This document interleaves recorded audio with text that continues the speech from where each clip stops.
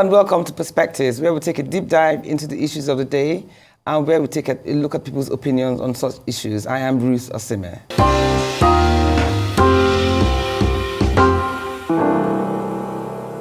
Due to the demands of work and lifestyle, most homes are predominantly occupied by domestic workers who assist families in running their abodes smoothly.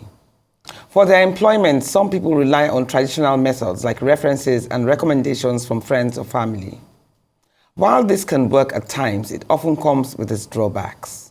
After all, how well can someone's character be vouched for, especially when it comes to potential criminal behavior? Several families have lost their loved ones as well as valuables as insistent criminal activities like theft, poisoning, physical attacks, and even murder have been carried out by domestic staff. These harrowing stories are both shocking and heart-wrenching to hear. One of such incidents was the murder of Dr. Aribemchukwu Ajimogobia, the only daughter of Sonoma and Justice Rita Ofili Ajimogobia, in their Ikoyi residence.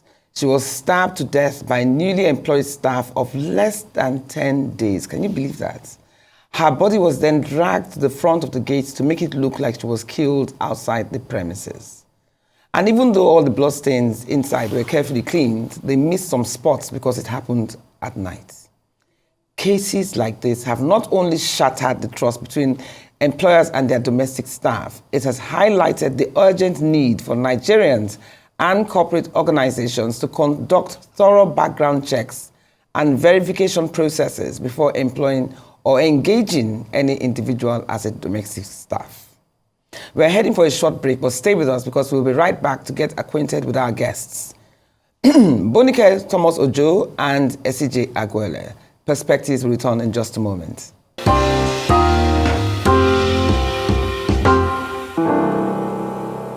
Welcome to that part where we get to know more about our special guests. For this episode, we have joining us Bonike Thomas-Ojo, also known as Ms. Bo, an event management consultant with over 20 years of experience in event and business consulting, as well as human resource management. Bonike is the founder of Patiket Event Services, a bespoke event management firm that has been operating for over a decade.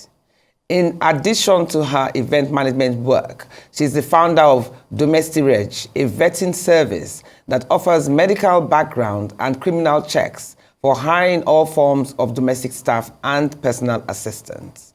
Domestireg ensures that you know exactly who you are hiring, safeguarding the people most important to you, your family.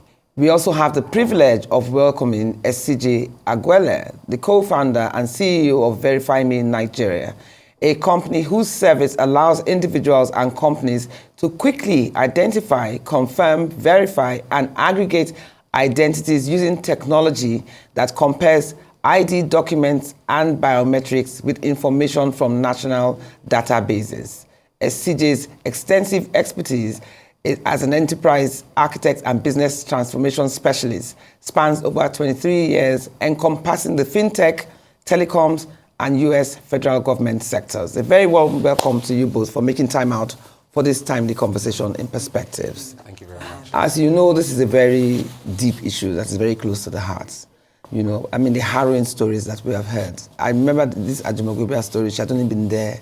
The staff had only, they've only had them for 10 days. Right. You know, and you know, like you were discussing earlier on, that, you know, a lot of people do not, I'm not saying that's not what they did, but a lot of people do not go the extra mile to really test and verify the kind of staff that they're employing. So let me start with you, Bonike. What steps do you need to take before you employ staff, any staff? First of all, let me say my condolences to all the families that have lost people, because there are many stories. Oh, there are many. Particularly to the Ajimogobia family, my deepest condolences. Particularly what it is the most important thing people tend to overlook is, what we're saying, we get comfortable, and we're still a trusting nation. So to a good extent, when you want to hire someone, the first thing you need to do is get information about them. Where do they live? Who are they? Who are their references? What's their NIN? What's their BVN?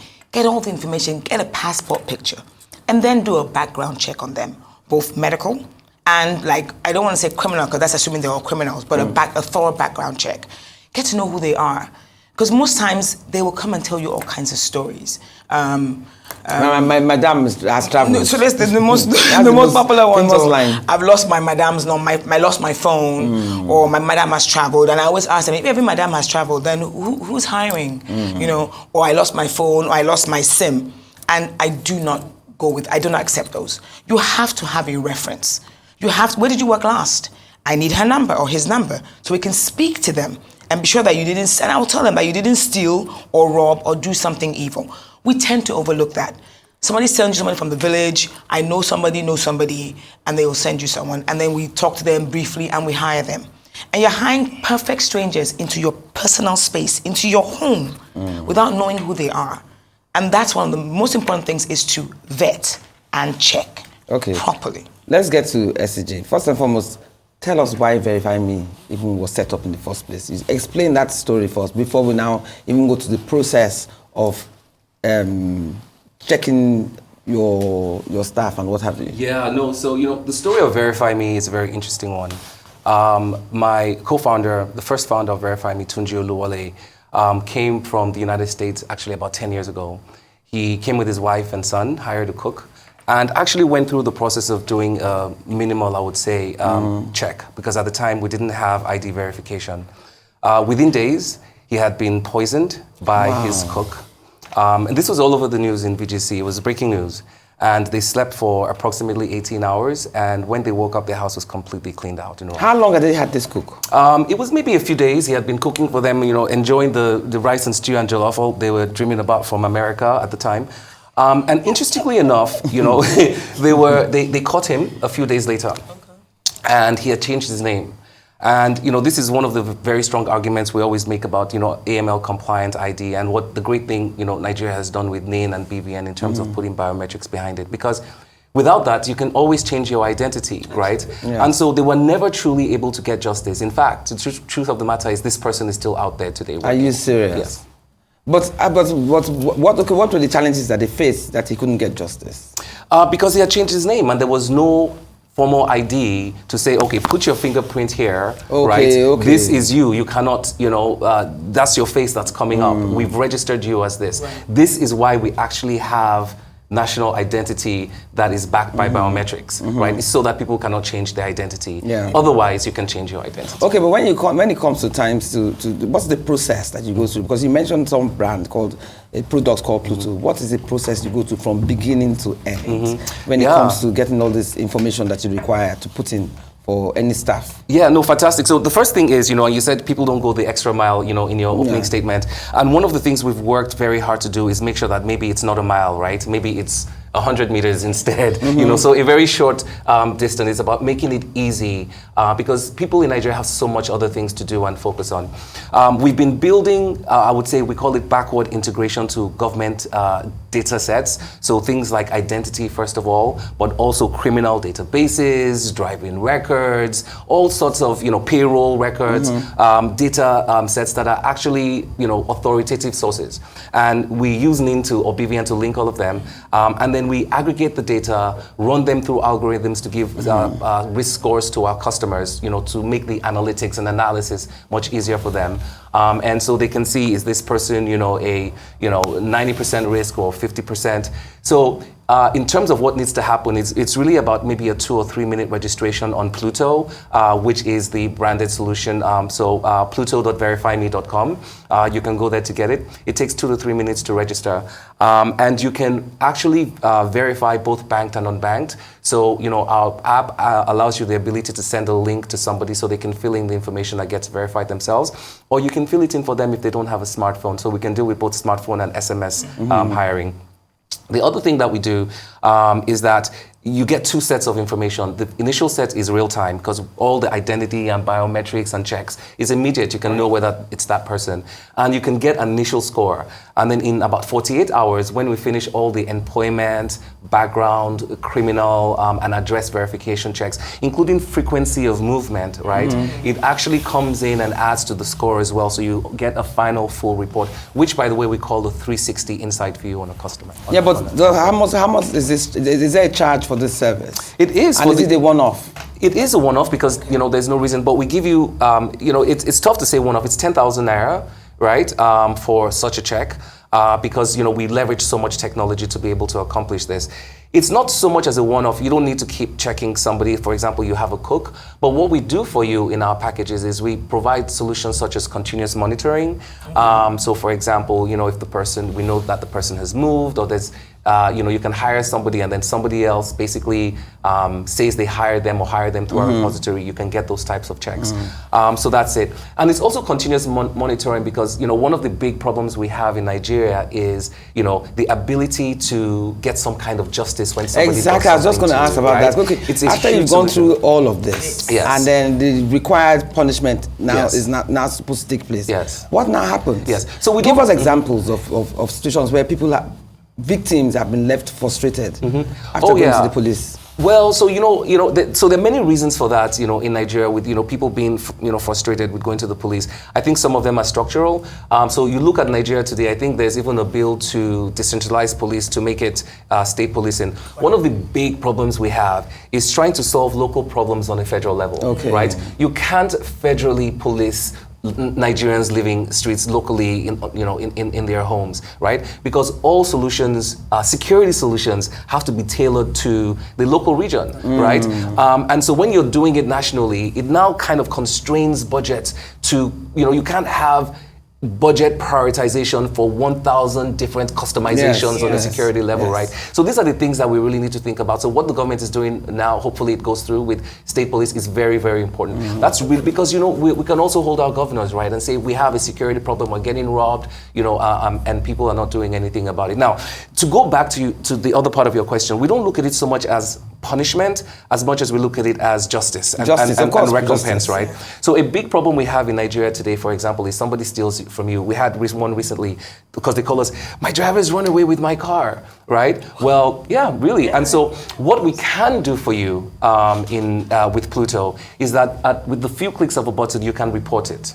Right? And it's actually NDPR compliant. So once it's reported, because we have the individual's information, email and phone, we let them know that adverse information has been reported. They have a certain amount of time to dispute it.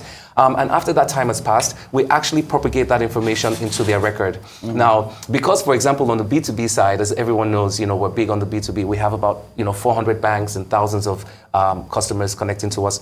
We propagate that information anywhere. Right. So whether it's the person trying to get a loan or whether it's the person trying to get hired anywhere. And we also have tens of thousands of people who use our product, right? At least those people, right, are securing themselves. Yeah, they can rest assured in the future. And it's only going to get better as our database. Another thing I also want to bring out is this issue of poor salaries. I'm not justifying theft of any sort. I'm not justifying any criminal behavior. But do you really think this 70,000 minimum wage, that a lot of families are going to abide by it? For domestic staff? Honestly, I don't think so. So, and if they don't you think that part of it is also that some of these staff are underpaid? I'm not justifying their behavioral pattern, but do you think that some families too do not give enough salaries to staff to cater for their welfare, thereby making we them had that more tempted discussion, to steal? yes. Some of them are very poor, and that's why they turn to theft. Not, saying it's okay. No matter how poor you are, you work hard and get to where you are. Everybody starts from somewhere. But, being poor and being under so much stress and pressure from family and burden on you. Sometimes these kids working for us are the breadwinners for their family. They have mothers and fathers at home waiting on them, relying on them, and every salary they make, they're literally sending home. Excuse me. So yes, there is that. But we need to take this into consideration where people are going to say, you're in my house, you're my staff, I'm feeding you. Why am I going to pay this, quote unquote, minimum wage? Some people pay way more. I know. Yeah, I know some people pay way more, than this 70,000. But some people have also been badly bruised by various bad events that have happened to them. That they're just thinking, okay, so let me see how you're going to work first. But I think it's unless it becomes a law. I mean, I know it's a law now, and there's a way to monitor this. I hope we will. I hope we will. Another thing I wanted to ask, because Esigie, you said something about softer eyes, is that you find that sometimes what you hear about other families, especially neighbors, come from your staff, who their staff also told. Yes. And a lot of people, and then some staff also exploit situations when there's tension in the house. for instance, if a couple have their issues and what have you. So how do you manage the narrative? How do you ensure that your staff know as little as possible of you, even though it's difficult because they live with you? How do you manage to control that? It's very hard. It is very hard because people, they're in your personal space. Yes. So we all know that when you're in your car with your driver, say as little as possible when it comes to money and stuff. Yes, I mean, yes. people are not always, they don't always remember, or even when you're traveling or anything, say as little as possible. But people that are living with you on a day-to-day, feeding you, around you constantly when you have conversations, it's going to be hard for them to not know your habits when you wake up, when you go, when you come. So it's very hard. And they usually take advantage of this. You know, there's stories of housekeepers that when you go out, you know, I have one of when you go out and she goes into the madam's room and we try on her clothes and goes. But does madam not lock her room? Of some people don't. Some people, you know, you feel you've known the person, I would you're have comfortable. thought that would be an instinctive behavior. You'd be surprised. Not everybody locks their room. I've had situations where they break into the room when they're gone. Yeah. I even heard of a situation where the woman had a safe built into the wall, and they broke it. And they literally broke the wall down. They broke it. And brought the safe out. And so she would take pictures and go on social media, and she was posting Madame's bag, and so. She was even posting on social media. Yeah, she was posting on social media. So the Madame saw it. The camera, and that's another thing. Are we being more careful? Are we securing ourselves? So we have these people in your house. What are they doing while you're gone? Are you putting cameras in your house? Are you aware what they're doing with your kids when they leave? Yeah, that's most important. Yes. Did you guys see the video of the nanny that was beating a 3-year-old child? I think somewhere in Africa.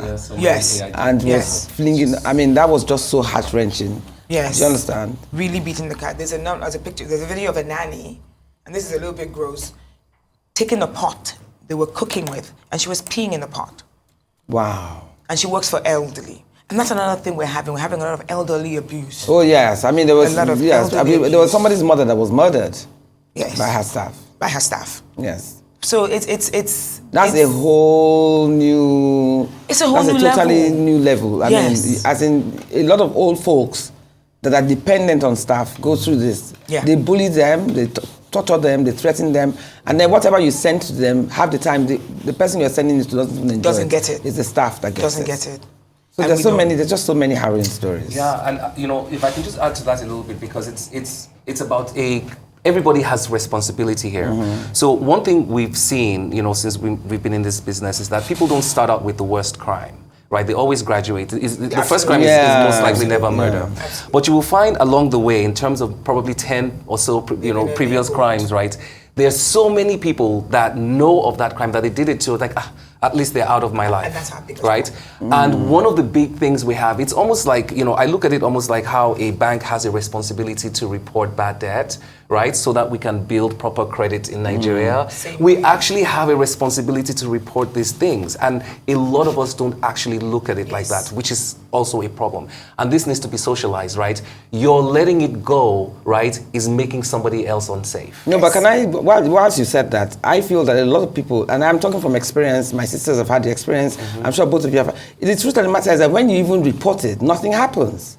If anything, you spend more money to the people you are reporting it to, because they expect you to pay for their transport to go and do their investigation. I mean, it is just, I mean, one doesn't want to throw anybody under the bus, but the truth of the matter is that that's probably the reason why most people don't bother us. I get it, but I think we owe it to ourselves as a community. And that's one of the reasons why I started this business. I saw it happen to so many people, and I used to think, okay, you've chased her away or you've chased him away, but she's working for your aunt down the street or your cousin or your sister. They simply move. I found out I used to think they would move from Lagos. They don't move from Lagos. No, you they move from Agungi to Ikeja. They move from Ikeja to Park. You spoke about the girl that came out from prison and is working somewhere a girl else. Came out of prison in January. She'd been in prison for a year for stealing. Obviously, it wasn't reported. Obviously, they were just grateful that maybe they got their money back. She stole a wristwatch. She stole $20,000, something like that. And they probably let her go. Or, okay, maybe she was arrested, went to prison. She came out, and the next person didn't ask a question like, where have you been? Where are you working? Verify where she's been. And they hire her. And she does it again, like you just said. She's being enabled because nobody's reporting or doing strict things. And she's going to continue that, graduate from stealing to probably theft, killing somebody very soon. Okay, but because we all have faced frustration with the police. Yes. That's not to say that they've been a woeful failure. But what if you had to advise the police now, for instance, any of you, and what advice would you give them to actually make sure that these people are brought to justice?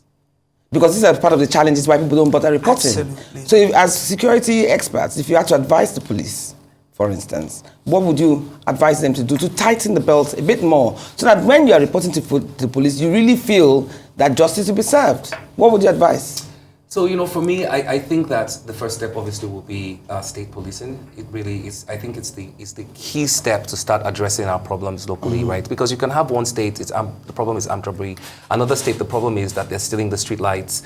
Another state is that they're attacking farmers. Yeah. You can't have different strategies for that from Abuja, right? They have to be in the state. So that is really the first thing.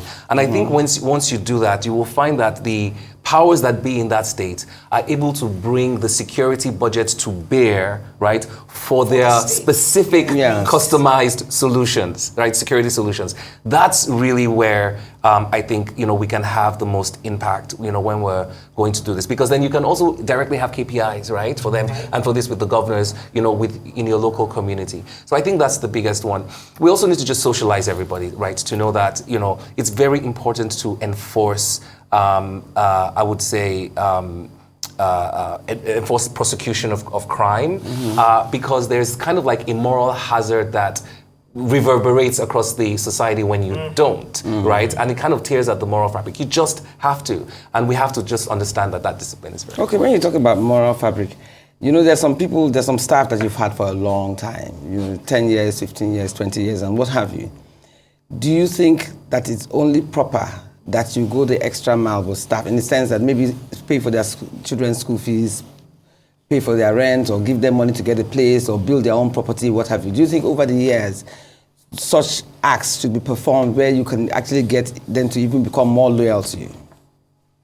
So I hope over the years, right, we get to a place in Nigeria where the individual is so empowered that they don't have to depend on another individual for their health care, right? This is hopefully amen to that. Yes, because it's very difficult to also make people responsible.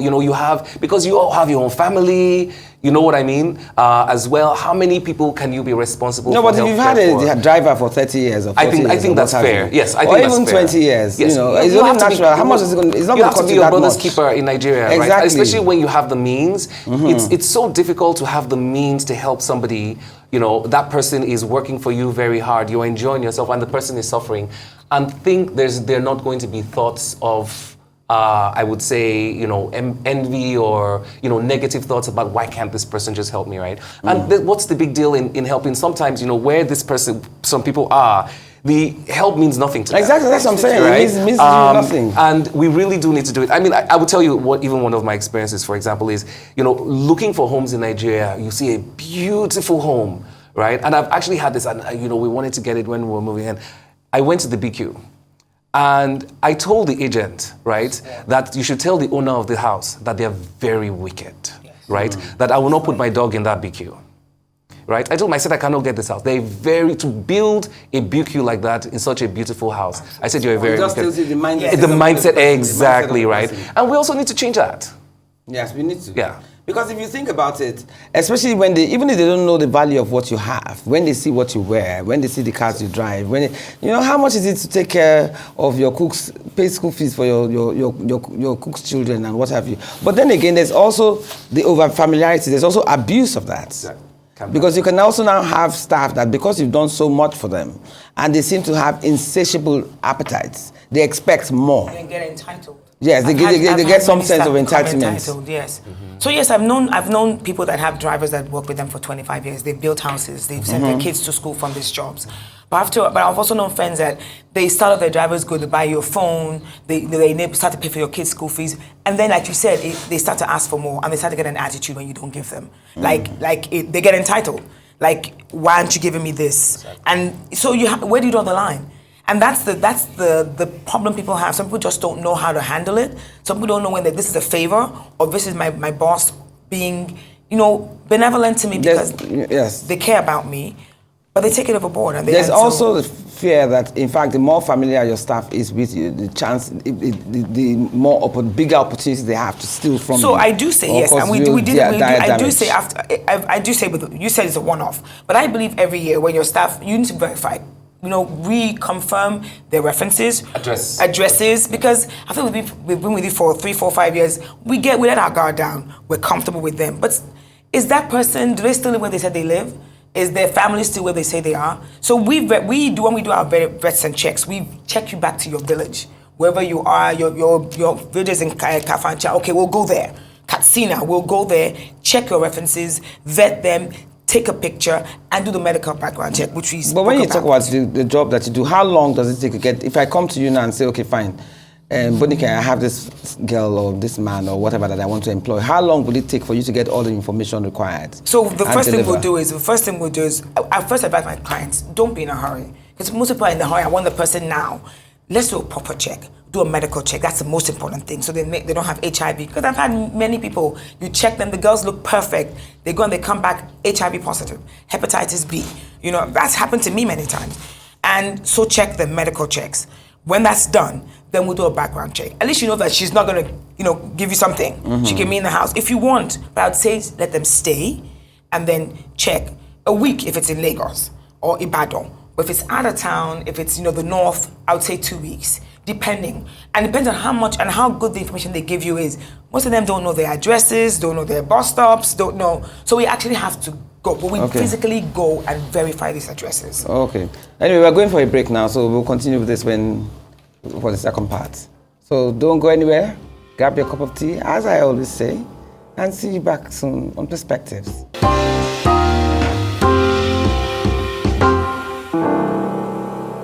Esigie, I wanted to even ask you, this red alert, how long does it take for the culprits to know that they are on red alert?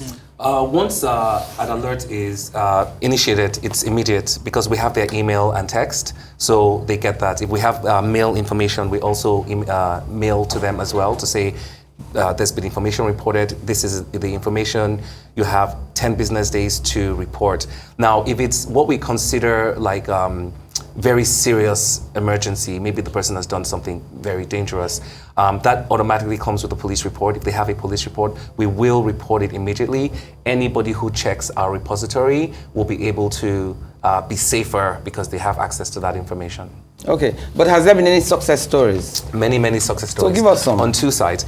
So without calling the people specifically, yes, you don't have to. We've had many incidents, even within the same estate. So we have great partnerships with many estates that use us. We have found people who have literally robbed the entire house of somebody. Mm-hmm. You were saying they don't go far. In the same estate, trying to get a job in the same estate. No way. Yes. But Tunji's story where he was poisoned, the guy where they caught him was about 2 streets away. It wasn't, because he was already working somewhere else. He was already working somewhere else in somebody's house. Wow. To do the same thing again. No, the owner was like, hold on a second, I've been feeling sick. Right, so as they investigated, they found that they had been testing the sleeping poisoning on him. Oh my goodness, he was already doing the same thing to the second. Yeah, oh my God. That's the other thing though, yes. Yeah. It was poisoning them, going upstairs. Yes, I even heard, did you have the incident of some young lady with 2 children, her staff poisoned the children and they died? Oh my goodness. Oh, so that's putting, what's that thing, Gamelin 20. Oh yeah, I have videos.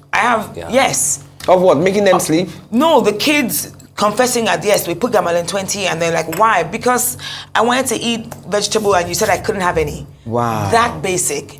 And they're like, did we do anything to you? No, nothing. Why? I just, I was But angry. is it true that there's also I think there's a syndicate. There's a syndicate of domestic staff. So? Yes, I think so. I think they set them out to go for car robbery, to different houses. No, not even for staff, domestic. Of course. It could happen. They would have it, because I remember there was one domestic staff that was sacked. It was a jeep that came to pick her up.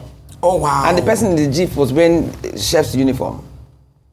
So there's a syndicate of them that they come to Lagos or Nigeria with that purpose.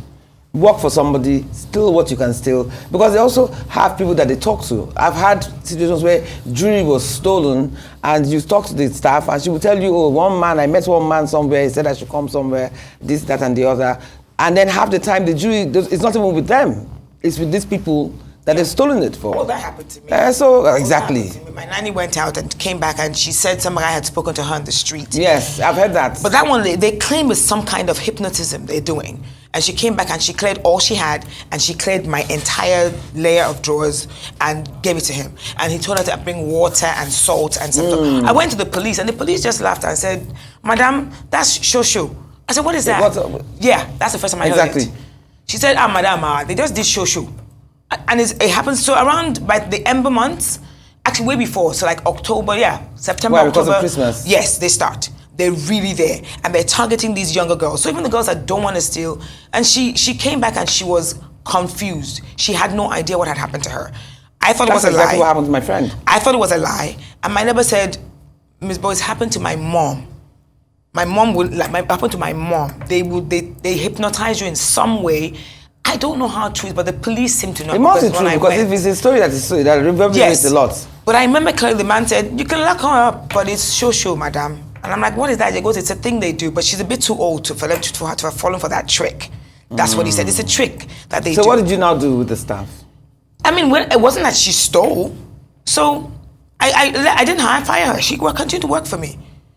And she never stole another thing. Nothing had missed. She worked for me for 6 years. Nothing had missed before then. And nothing had gone missing before then. And nothing had gone missing afterwards. So when the police said it was simply what it was, I let her stay, honestly, because I trusted her. Okay. And until she left, she was fantastic. There are good people out there. And that's the funny thing. There's so many bad stories. There are good stuff. And one thing I do, there's another side to this whole story which we're talking about. We have bad employers too in Nigeria. We have bad employers, like you said, the guy that built that horrible house. I can imagine what kind of employer he must be, But we have way more people doing more damage. Coming, like you said, I think they're coming, like I know chefs, for some reason, I'm not trying to, but they seem to come from out of town and they have this plan to steal. I had a chef that came to cook for me for a day. And while he was cooking, I was in the house. He was cooking. Because I went to just, cook, and then I didn't have a regular staff at the time. And it was my ex-nanny, a housekeeper, that had sent him to me. And he left, and I paid him. And then in another hour, she called me and said, Ma, did you give Vase something? And I said, no. She goes, he came home with a sack full of alcohol. No so way. While he was cooking, and that was his first and only day in my kitchen, he was cooking, he literally brought the sack they used to go to the market, and he emptied XO, Hennessy, champagne, but he left the empty cartons there. Yes. So when I went there, I was like, there's nothing missing. And she said, Ma, he came home with a sack of alcohol, drinks. And I started opening them, and I saw empty boxes. That happened to me. In the same day. How brave can you be? I think some of them just come and they know, like for instance, this Ajimogubia case now, apparently they've only been there for like about 10 days. So that was their plan? So that was their plan? That was obviously a plan. I mean, from the gate man to the I don't even know. And the cold-blooded killings that they do, you sometimes wonder, are they high? There's another woman that was even locked in the soccer bay. Yes, they stole her car. They stole her car and put there's her a gentleman on the mainland. Another woman, they burnt her in the room. There's a guy that got killed by his gate man. I think the gate man had been asking for money or something repeatedly. And the guy finally said... The Maersk incident, I think, also a few years ago. Where? It's us. Maersk, was it in Parkview as well? So, yeah. What happened to him? I think one of the most domestic staff killed his wife as well. Oh, God. So there really has to be aware, because this is good, and this is why, like I said, when I started this, it happened to me, happened to friends, and I used to think, okay, so when you let them go, what happens? There's no database. It's also sad because almost every household, almost every. We're trying to change that. Exactly. I'm creating a database. You're creating a has been affected by almost theft every, or something. and yet we've done nothing. Yeah. And we're not aware that we need to rise up as a community and do something about this. Pay attention to the people like us trying to create a database where you can check before you hire. You can check, who is this person? Is she been arrested? Is she been wanted for theft? Is she wanted for kidnapping? We don't pay attention to those things. So you reckon now that as long as you have BVN and NIN, anybody can get the information. You can get the information of anybody that you require. Yes, and mostly, obviously, we want to use NIN because BVN is not technically an ID. An ID, yes, exactly. Really, Yes. it's really Everyone for, has bank accounts. exactly, and Anyway. it's really for the financial sector, right? Yes. So sticking to NIN. And sticking to one makes it easier to report, right? Yes. And NIN is what the government uses in terms of police. And so in terms of sharing data, I think what's happening is that private sector. So companies like Verify Me and Domestic Reg, for example, are going to, first of all, start sharing data. Right, so because it's not just about us; it's about us also working, collaborating with other people. And the wider the data in is, this the data is space, better. right? Exactly. So, and I'm sure we're definitely going to do that. So, there's a solution out there, right? The next step I think we have to get to in Nigeria is the socialization and the adoption. Listen, guys, there's a solution, so and secondly, adopt it, right? It's the 10,000 naira is not worth losing 10 million or your life or not having your family secure, and it works, right? So I think that's really where we are now in that stage, and so many people are very excited. Okay, so you're saying now, Yes. basically, before you employ staff, is a 10-day to 2-week process. So in other words, if they bring the staff to you, you tell them to be on hold. It will take you at least a week or two to do all this verification process before you now employ the staff. Yeah, so we actually do in about 48 hours because all the ID part is and biometric part and the analytics is real time. Some of the employment and background checks in terms of criminal and home address, we do that in about 48 hours. Because we're in the banking space, I'm sure everyone knows Verify Me, we do a lot of KYC for banks. We have 40,000 agents across the country. Okay. So we can pretty much check anybody anywhere physically in terms of address or employment and verify that. So we leverage that infrastructure across the board to really support this product for domestic verification. You said you're doing something with services. Lagos State. We are very exciting. Actually, we've been running a pilot with Lagos State for a few years now. Actually, we are the infrastructure at police stations when individuals are getting arrested, and we collect that data. Of course, Lagos owns the data, house that data, but that data is also reusable and accessible to police. So, for example, we've had a few incidents in the news, I think a few years ago, where they caught a traffic robber, and when they arrested him, they found that he had a litany of crime that RRS had arrested him for. That actually is Verify Me's infrastructure that's able to provide that for Lagos State. Yeah, but are you going to take that also, make it national, not just Lagos State? We are trying, we're trying to, get adoption across the states and, hopefully on the federal level as well. But of course, Lagos has always been a leader in digitization, right? And when it comes to this. So they, and I have to say, Tunji Disu, at the time, just such a visionary when he was head of RRS in Lagos. Really, proselytized and brought it in. And even after he went back to, Abuja, he's, just made sure that things, continue to be digital. And funny enough, so we ran it in RRS, and then the rest of Lagos police saw it. They were like, no, And just we can make it international because we cannot continue to keep our lives in the risk, put our lives at risk with domestic staff. Now, speaking of familiarity, Bonike, I want to ask you, what do you think about sexual relationships between staff? Because sometimes that in itself could be another avenue that a staff can negatively influence another. So absolutely. Is this something that you would... I do not encourage it, but people are going to be people. They're going to hide it from you. You're not going to know when it's happening. But definitely, I don't encourage it. I mean, because, like I said, there was even an incident where the girl told the guy, I saw $20,000, let's steal it. And the guy's like, I don't want to do it. And she said... The girl told the guy? Yeah, like, I saw $20,000, let's steal it. And the guy was like, I'm not involved. And she said, I want to date you. Let's leave together. She tricked him. They left. Serious? She gave him... Did they steal the $20,000? She did, and then they left. And he was a security guard. And they left, and she tricked him and gave him some money, and then she abandoned him in some place. So how did they find out? How did the owner of this money find out about this transaction? They've been arrested, of course. They got arrested? Yeah, they got arrested. But, so when you talk about this, I don't encourage it. I try not, definitely do not encourage it. And I warn the young girls that come with me that, you're here for a purpose. That's one of the reasons why, before I hire you, I try and find out, I speak to you, I interview you, what are you planning to do? What are your plans for your life? Because if you don't have anything to do, then you're probably here for something, negative. You have to have a vision and a focus where you're going with your life. And in that regard, you're probably focused on you're here to work for a purpose and you're trying to achieve that purpose. But familiarity, no. I totally frown against it. but there's no way I can save, 100%. If it's happening, Some would argue that because some staff don't really get that much time off, they need, they have sexual urges or they need companionship or what have you. And some employers will tell you that you can only take two Sundays off a month.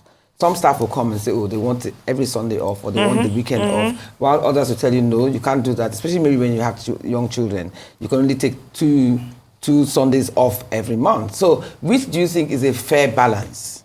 To at least give them time to communicate or meet their husbands or wives or what have you, so that they don't feel frustrated just working with no free time. Absolutely. I mean, come on. Even if you work, we will go to work 9 to 5. We come back in the evenings. So I try to work around. If it's a young girl that's not married, every other weekend off. That's twice a week. So every other weekend, meaning Friday to Sunday? Yeah, well, depending. But what we find nowadays, most of them do actually, my housekeeper now has to be every other weekend, but she never goes. Because it's too far. And she doesn't want to pay the transportation to go home and come back. But she has that time to go on Friday evening and come back on Sunday evening. But she never goes. But what about those that have families? Those that have families, you should let them go. And so I would look at each situation according to the person. It's a married man, of course, or a married woman, of course. But I think you would also work with what works for you. If you have kids and they're home mostly on the weekend, that's when you need your help, then you're gonna have to work out what works for you. So I think each situation should be, judged according to the needs of the person. There's this thing called gut instinct. Like I know someone who has a nanny where if you see her that first time, because she wears all these tight-fitting clothes and what have you, you think this one is she might be a bit on the wild side. But she's had this person for years. She doesn't steal. She has done her job well and everything. So sometimes you judge by appearances. You just see somebody and think, does this one look like somebody that will settle down? So how do you follow your gut instinct? Apart from the usual checks that you have to do, betting and checking and what have you. Sometimes doesn't gut instinct play a role?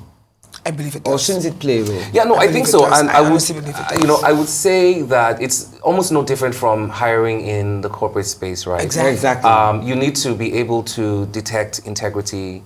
You detect when somebody is here to work, if the person really is here to work or interested in the work.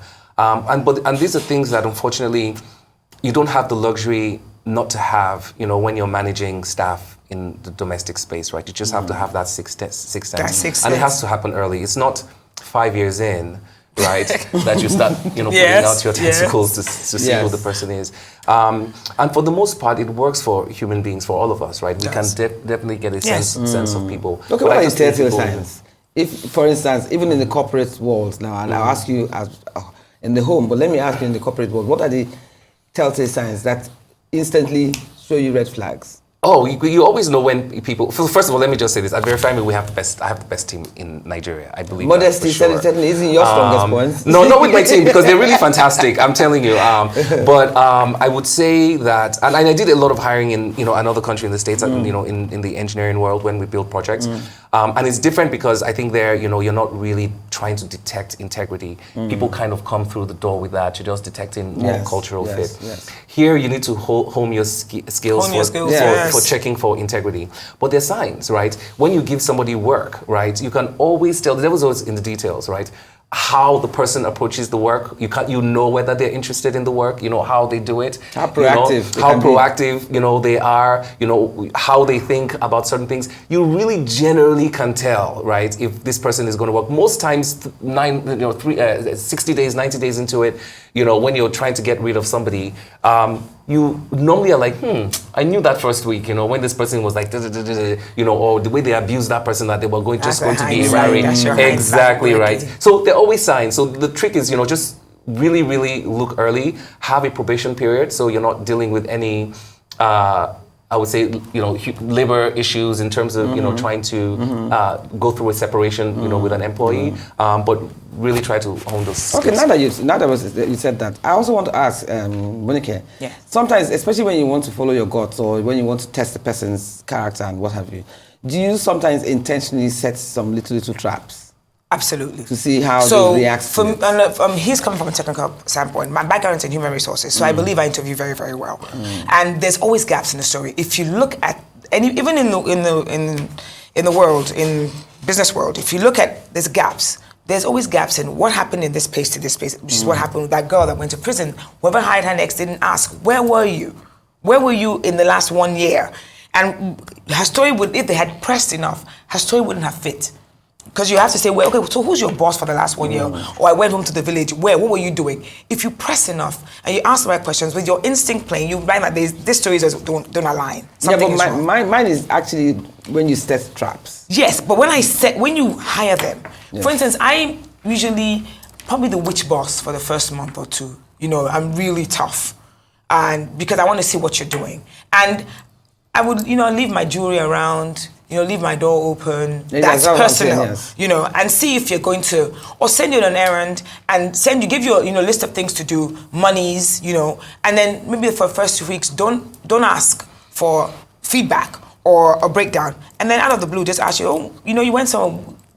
Give me a rundown. That is actually one of the easiest traps. Yes. You know, when they have change and they don't return, they never want to return change. I feel that is one of the biggest telltale signs as to whether or not you can. The 100 naira that you didn't, I had change of 100 naira. You should be able to say that.